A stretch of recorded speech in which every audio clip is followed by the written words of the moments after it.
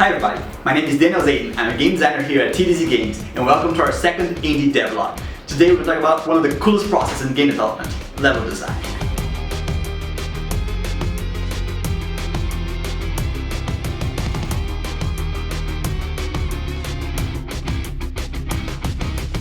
So in the beginning of the development process, there was no TDZ Games. It was just me trying to learn how to develop games. So I did what most people do, I started looking for tutorials. So I learned how to model and animate and program and do all that stuff, and I put together a quick prototype. It looked pretty good, and it had an enemy and platforming challenges, but it wasn't quite fun. So I started to research that and found out about the game design. So I started to study that and learn that. This is the first book that I read, Level Up, The Guide to Great Video Game Design by Scott Rogers, and it really put me in the right step to start exploring this area. So I was learning game design and level design while creating the game. That made it possible to create a lot of cool stuff. One of the things I implemented right off the bat was the use of fingers.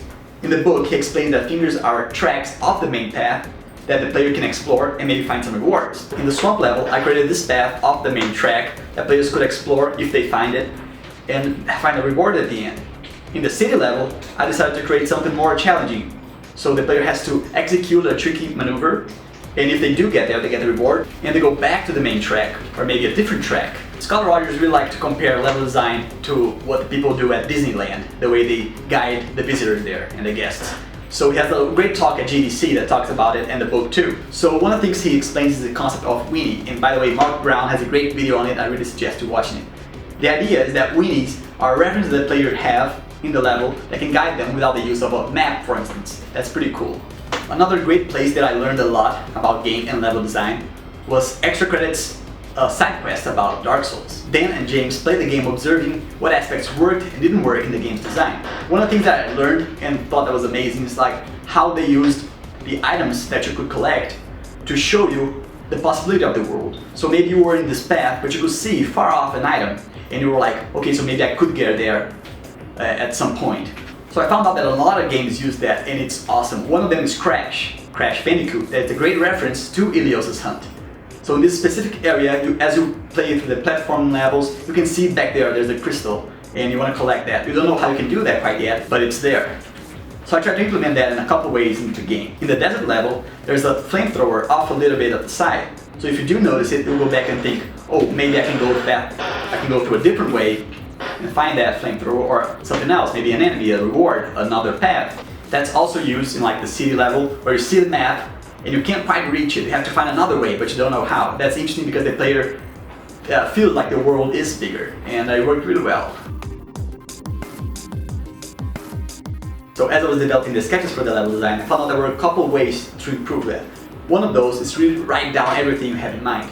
That way it's going to be way clearer for when you have complex designs or monsters or anything like that. So I started to do that in the later designs. Another thing is to use reference scales. So maybe do that on a paper with like what 1 meter looks like, so it can be more faithful to the final result. So after the basic sketches, I implemented that in level design.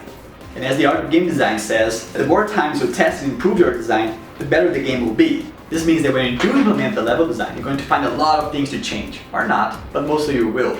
That's what happened in the desert level. As we were testing the level, we found out that it wasn't quite ready. There was something missing. We couldn't quite put our finger on it. Then I learned about interest curves. Extra Credit has a great video on it, and I really suggest watching, but that's really the introduction to the topic. The Art of Game Design has a great whole chapter about it. That's really cool. So analyzing it, I found out that the beginning was pretty cool. They had a great hook that got players excited about the level, and the climax was great with a great boss battle. So in the middle it was falling flat, so I decided to add 2 encounters there. It made a perfect addition to the level. With every iteration, I was learning what made the game better and better. So by the end of it, I was creating designs that really pushed the experience to its limits. There's a great article on Gamasutra where the author provides ways to study and evaluate level design. And he also compares these metrics to music theory. And that's great because as we learn from other mediums, we can start to explore our own. That's the interesting thing about level and game design as a whole, is that there's still a lot of things to discover and learn. Jonathan Burke created a prototype a couple years ago where he tried to explore how the changes in the mechanics made the player feel. That's similar to how a composer changes the rhythm and melody of a song, for instance, to make the listener feel a specific way. So there's a lot of cool stuff ahead of us. So I'd love to start a discussion about that in the comments below, so leave yours. Thanks for watching, and be sure to subscribe to our YouTube channel and follow us on Facebook. Thanks.